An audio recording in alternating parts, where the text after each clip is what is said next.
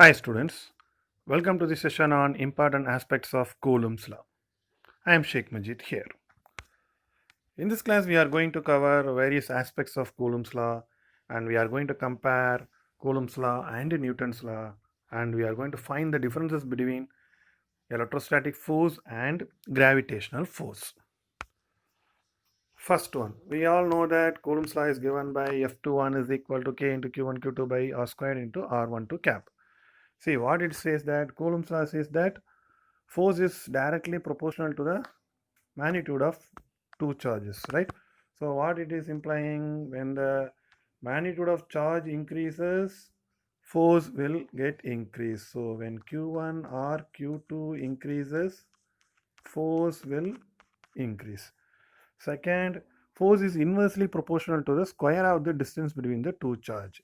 That means what? R is the distance between the two charge. If R increases, what will happen to force? Force will decrease because R is in denominator. When denominator is increased, total value will become reduced. So the distance between the two charges increases, the force will become reduced. So that is the first thing we have to remember.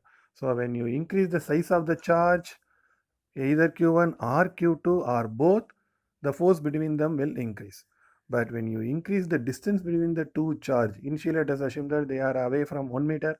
If it is increased by 2 meter, the force will decrease. That is the meaning of this point. Second one, the force on the charge Q2 exerted by charge Q1 is always lying along the line connecting the two charges. This I told in the Coulomb's law itself, right? So what is happening? This charge this is positive charge, this is also positive charge. So what they do? They will repel each other because they are same charge. So Q1 repels Q2, so this will be pushed to this side. Q2 repels Q1, this will be pushed this side. So in which direction it will repel, that is given by the line connecting the two charge. First you draw the line from the center of two charges and connect them. So the repulsion force will be along the line. So why I am putting arrow mark like this? Because it is repulsive. So this is like this. It is F force on 2 by 1. So F2 1. Here it is force on 1 by 2. So it is F1 2. This we know. If you are having any doubt, please see my video on Coulomb's law. So what is happening? So this direction is R12 cap. This R12 cap gives force F21. Similarly, R21 is lying along 221. So how it will be? It will be in this direction. So R21 is acting on F12, it is R21. Clear? So that's what this concept is telling. Clear? So the force on the charge Q1 exerted by Q2 is R21. R21 is opposite to R12. That's why we have put minus sign here. R21 is equal to minus R12. Both are same. R12 is equal to minus R21. Third one is the magnitude of electrostatic force between two charges of each 1 coulomb separated by a distance of 1 meter. So what they give? Two charges, each are having the value of 1 coulomb. Distance r is also 1. K we know 9 into 10 power 9. So 9 into 10 power 9 into 1. So the answer is 9 into 10 power 9 Newton. Unit of force is Newton. So F is equal to 9 into 10 power 9 Newton. This is a so big unit, right? So it is like a 1 ton weight. ஓங்கி அடிச்சா 1.5 ton மாதிரி. So this unit we cannot feel this much force in our real life. So what we do, normally we never use coulomb. We know the charge of unit is coulomb, but in real life we don't use coulomb.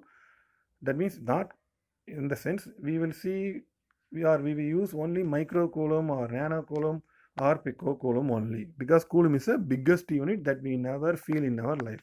So what is micro? Micro means 10 power minus 6. Nano means 10 power minus 9. Pico means 10 power minus 12. Please remember this. We have to use micro 10 power minus 6, nano 10 power minus 9, pico 10 power minus 12. Clear? Next. Fourth point is the force between the two charges in a medium other than vacuum is always less than that in vacuum. What it is telling?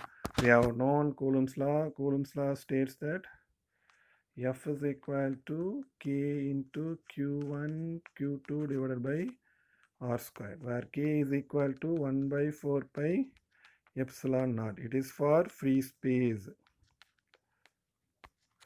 right? So the epsilon naught is in denominator. Let us assume this is F. So this equation is applicable for free space, but other or free space or vacuum. But if you have other medium, the Coulomb's law becomes F is equal to K. K is 1 by 4 pi epsilon Q1 Q2 divided by R square, where epsilon is equal to epsilon naught into epsilon r. Epsilon naught we know it is a permittivity of free space. Epsilon r is relative permittivity. Epsilon is a permittivity. So always epsilon is greater than epsilon naught, because when you multiply epsilon naught with some number, the result will be greater than epsilon naught only. So epsilon is greater than epsilon naught. So when you substitute this epsilon value here, surely f gets reduced. Why? Let us take other things. Let us assume other things are constant, q1 q2 r square. So 4 pi is constant, leave that. Let us take first one is free space, it is 1 by epsilon naught. Second one I take force for 1 by epsilon. Who is greater, epsilon or epsilon naught? Epsilon is greater. So epsilon is greater means which one will be very less value? Because let us assume epsilon naught is 2, epsilon is 3, because epsilon, which is less value, this one will become less. So what we know from this is the force between the two charges is less in other medium compared to free space, right? So that is very, very important. So force between the two charges in free space, they have more force between the two charges. This is very, very important concept. Next we compare Coulomb's law with Newton's law. Hope you studied Newton's law in 11th standard. Now we see Coulomb's law. We know F is equal to, it is given here, Newton's law, G, F is equal to G into M1 M2. M1 is a mass of first object, M2 mass of second object, R is a distance. You see left one is F is talking about Coulomb's electrostatic force, right? Here in Newton's law it is talking about gravitational force. We know that Coulomb's force is directly proportional to product of magnitude of 2 point charges. Similarly, you see F is directly proportional to Q1, Q2. Here also F is directly proportional to M1 and 2. So gravitational force is directly proportional to product of masses. What about second one? It is inversely proportional to the square of the distance. Yes or no? You see inversely proportional to the square of the distance. Similarly, this is also inversely proportional to the square of the distance. What about third? Coulomb's force between the two charges can be attractive or repulsive. We know, because when charges are same, they will repel. When charges are opposite, they are attractive. But we know gravitational force will always attract. Yes or no? That is attractive.